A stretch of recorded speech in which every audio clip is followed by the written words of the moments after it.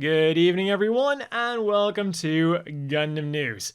And this week we got yet another trailer for Gundam Seed Freedom. And this one both confirmed some of my suspicions, in my head at least, but also managed to recontextualize them into something that would make more sense for a Gundam Seed movie. In previous trailers, we already got some very heavy hints that there was going to be some kind of split between Kira and Lacus, and then also, the rest of his friends. And here, they really add on to it. Both Kira and Lacus say that they want to end all of this, implied to be the fighting, but rather than saying it together, they each say it at different points during the trailer. And Lacus is even getting, seduced by a member of the Foundation who says that they, the Foundation, are the ones who can end those things for her. Which could then also create a nice bit of extra drama, because is he just trying to seduce her politically, or is he also trying to seduce her more personally? And then later on in the trailer, we see him telling Kira to fall to the darkness, which is then followed by Kira getting those mysterious red eyes, so we still don't really know what the deal with those is. But all of this really got me thinking, because, from all of the previous material, I felt like the Foundation was meant more as a good guy faction. They broke away from the Eurasian Federation and then came under attack from Blue Cosmos, the villainous faction in Gundam Seed, and arguably one of the most evil factions in all of Gundam. Which is then why Compass was called in to help the Foundation with those bastards. But now in this trailer, it feels like they're acting a bit more slimy, and then it all of a sudden clicked in my head. Yes, Blue Cosmos will still be the villains that they are, but the Foundation is going to be a bit more gray. Rather than being a damsel in distress being saved by Compass, I'm now getting more the feeling that the Foundation is going to be using Compass like the world was using Celestial Being in Gundam 00. In both cases, they know that their respective peacekeeping forces will intervene, so why not try to guide that intervention to your benefit? And in Gundam Seed Freedom's case, I feel like it's going to initially look like the Foundation are the good guys, but Kira somehow feels that something is off, which then leads to Kira to break up with his friends because they continue to support the Federation, because in their eyes, the Foundation are the good guys. So it's kind of like that situation in Gundam Seed Destiny where Kira knows or feels that he's doing the right thing, and we the audience know that he's doing the right thing, but from an in-universe perspective where people don't have the full view, they kind of see Kira as the bad guy, which is why we get that image of Kira as a bad guy.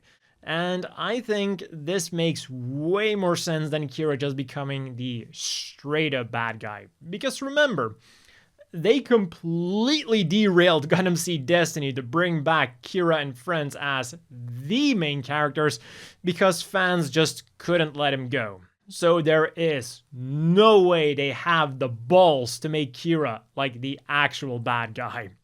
And perhaps the thing that made Kira split from his friends is what is shown in the trailer.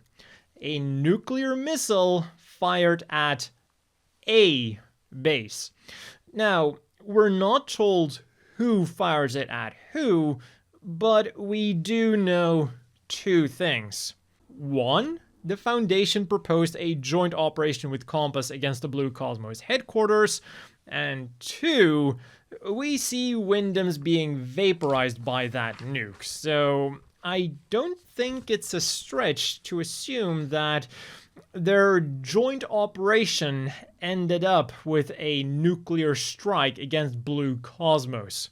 After all, is it really a bad thing to nuke the people who've been dropping nukes left and right?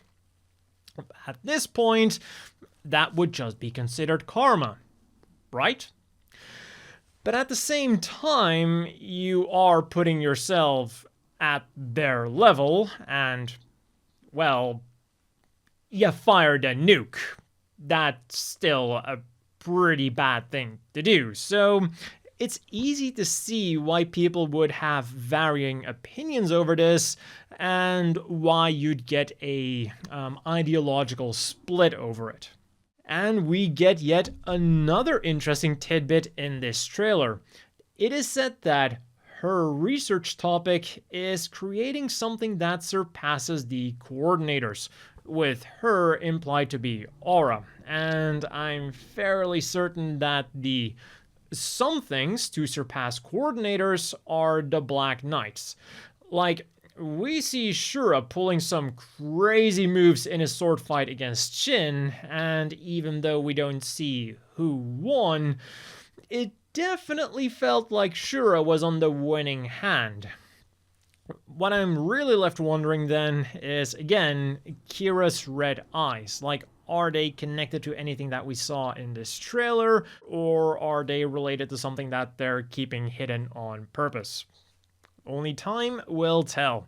Oh, and a few last things that I noticed in the trailer are that Mulaflaga is unfortunately again stuck in a suboptimal mobile suit and gets shot down, this time being the Murasame, and both the Rising Freedom Gundam and the Immortal Justice Gundam are taking quite the beating in the trailer. So we might get to see a return of the Strike Freedom and the Infinite Justice, or an upgraded form in the second half of the movie to replace their damaged mobile suits. Like, we don't see them actually, like, with damage, but we do see them getting exploded. And that wasn't the only really cool Gundam Seed Freedom news this week, because it was also announced that for the ending theme of the movie, Seesaw came back together to create a new song, which is called Sarisai no Romantiksu, or the Romantics of Leaving. And on January the 24th, it'll be released as a single for 1,320 yen, around 8 to 9 US, and it'll have a regular version of the song, the instrumental version of the song, and a live version of Anna ni Issho datta no ni, which was performed at the 2019 Dogfest. And of course, we also needed some merchandise announcements to go along with these. Pre-orders went live for the premium Bandai Limited Gundam Seed Freedom Chi Kyara Puni can badges, with the name Chi Kyara coming from the fact that these characters have baby-like plump cheeks, which is where the chi comes from, and Puni is like you touch something and it wobbles, which is why these metal badges are made with a squishy surface.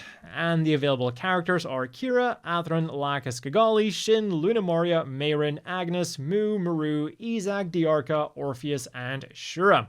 For the figures then, we go to Blue Destiny with the Robot Spirits version anime, Blue Destiny Unit 2 and Unit 3. And despite having the same price, 9,900 yen, which is around 70 US, and being basically the same unit except for the color scheme, there are a few differences between the sets. But first, the things that they both come with. The standard shield, the ground-type beam rifle with beam effect part, 2 beam sabers with 2 regular and 1 slashing beam effect part, 2 missiles being launched with an effect part and wire, 2 regular thrust effect parts, 2 exam activated red thrust effect parts, and a replacement part for the head to have the exam system on or off. The exclusive parts for Unit 2 then are 2 larger thrust effect parts, and for Unit 3 we get a bullpup machine gun and ground type shield. As for their release dates, Unit 2 launches in June and Unit 3 in May. And another thing you could pre-order this week was the SD Gundam Gaiden Kikoshin Densetsu Superior Dragon Edition at P Bandai. The set will be coming your way in March, and for 6,000 yen, around 40-50 US, you're getting 40 shiny card-ass cards and a 12-page booklet. On the gaming front then, in UC Engage, the URU Kajima and UR Blue Destiny Unit 1 have become available through Unit Assembly, and there's a campaign for higher drop rates for cooperative quests. And in Gundam Battle Operation 2 for the PlayStation, the latest developers newsletter has dropped. I'll have the full thing linked down below, but here are the highlights. The newest mobile suit is the Narrative Gundam C packs, which you can try out in the new trial mission called Miracle Hunter. And I did a review of the model kit of the thing as a collaboration. 2 other trial missions were also added, being the A Wasted Final Weapon Survival mission, where you have to survive against waves of Gelgooks, and the Guardian of the Red Comet boss mission, where you have to fight against Char's surrogate mom and Quest. And then for the soundtrack, a new pack has become available for purchase and a playlist function has been implemented. You can now select up to 3 songs that will play in a random loop throughout the battle. But do keep in mind that if a premium sound is selected for random playback, it will be a recording function will be disabled during that battle. That was their sentence, not mine. And in other news, from the 16th until the 24th, 2 extra mechs will be on display at the Gundam Factory Yokohama. The SR-02 with 4 legs and the Arcax with 4 wheels. And in addition to showing them off, once every hour a demonstration of their capabilities will also be given. And I learned something new about the Arcax. Like, I'd seen some videos and some images of it, but like in passing by, but I always assumed that it was just the next step of the Kuratas built by Suidobashi Heavy Industries. But it turns out that it's built by a new startup company called Tsubame Industries. So it looks like we're getting some real competition in the real life, real robot sphere. Next up then, from February the 10th until March the 24th, a Mamoru Nagano exhibition will be held at the EJ Anime Museum in Saitama, and the mobile suit girl of the week is the Colonel Commando Gundam, who is packing a lot of heat. There's a 6 multi-launching missile pods, 2 beam sabers, an NC heavy gun, granada launchers, rocket launchers, this time spelled correctly, and a twin laser machine gun. And then she's also got some smoke dischargers for defensive purposes. Definitely one of the more well-armed mobile suit girls that I've seen. As for the things you could get this week then, on the 9th, you could get the SDW Heroes Nobunaga's Warhorse for 1,045 yen, 7 US, and it comes with some fiery mains and has room for 1 or 2 deformed riders. And then at some point during the week, 3 sets of Witch from Mercury Gachapons were released, all going for 400 yen a spin, around 2 to 3 US.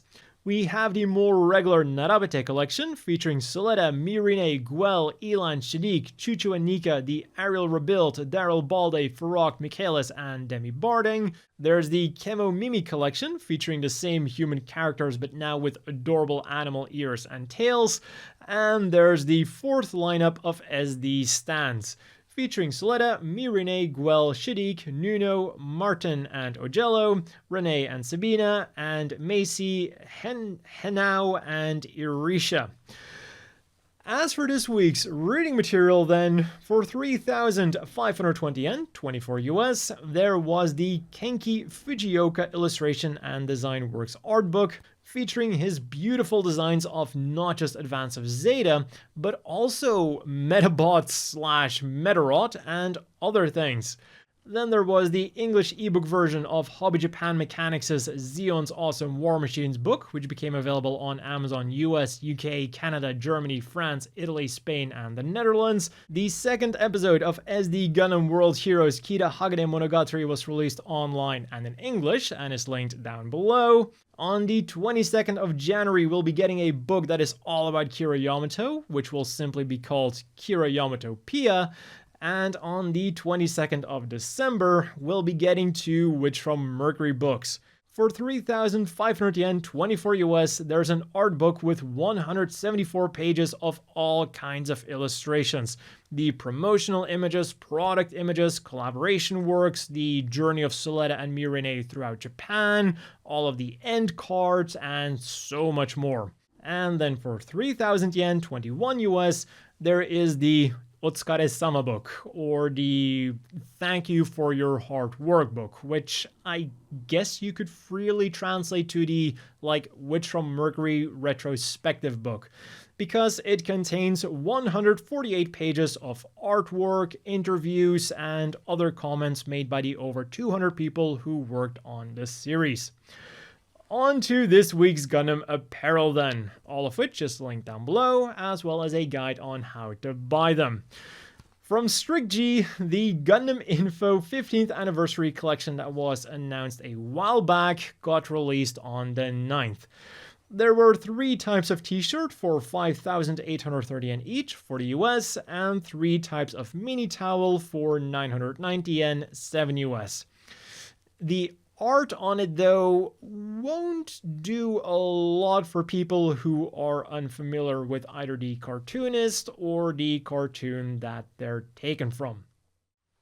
Which is the complete opposite of their second collection that was released yesterday in collaboration with Miyata Textile.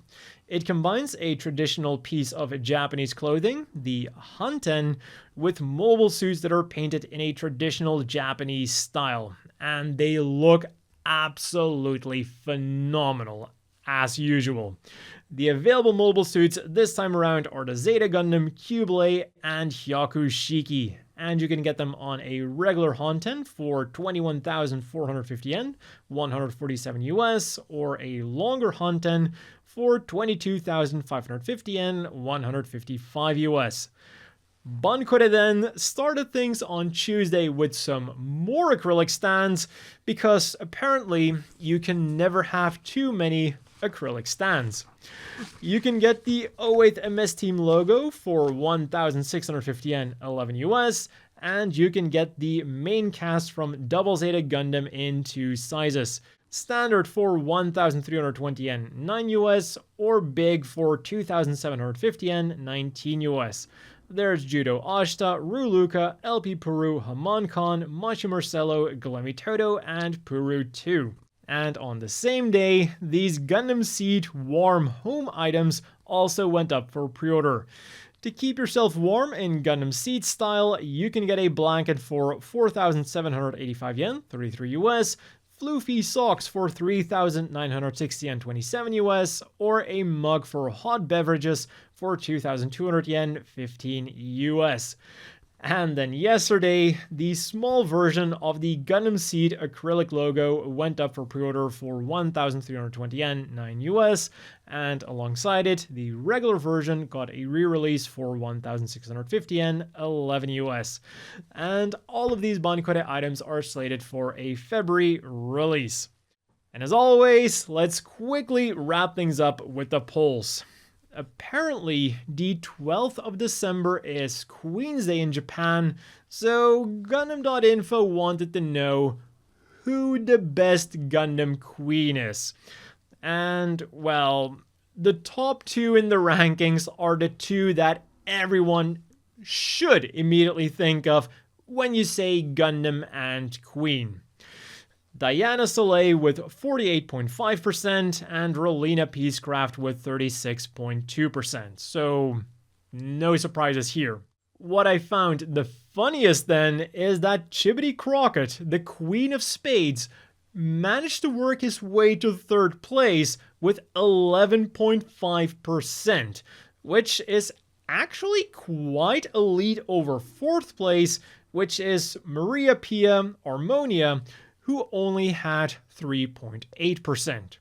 So I think we can conclude this poll by saying that even though America's president changes every 4 to 8 years, their queen will forever be Chibbity Crockett. For the ongoing poll then, Gundam.info is doing some market research for their next Gundam 00 related merchandise. Do you want Al's shooting game, Misha's flask, Garcia's bandana, or Al's video camera? And as is so often the case, the booze is winning. So if they stick to the results of this poll, maybe you'll be able to drown your 0080 related sorrows with a 0080 related flask. For second place then, it depends on where you look. On Gundam.info, the other three options are neck and neck, but on Twitter, Al's camera is inching ahead of the competition, which initially made me wonder, like, how are they going to turn this into a product? Like, I'd highly doubt they'd make it into an actually competent camera, which would be pretty expensive, and turning it into a cheap webcam-esque thing would just be kind of pointless. But then I remembered those old toy cameras that had like a picture wheel in them that you could cycle through. And I think that would be a really cool, like, nostalgic concept to do with either famous scenes from the anime or brand new artwork of like images that Al supposedly took. And then if they end up making Al's game, it would also be interesting to see what they do with that. Because they could just turn it into a glorified laser pointer, they could turn it into a water gun, or they could actually make it into some kind of game. And if you want to make your voice heard, I'll of course have the links to vote down below. And that has been all for this week's Gundam news. As always, a big thank you to the Patreon supporters. I hope everyone watching has a great evening, and I'll see you all next time.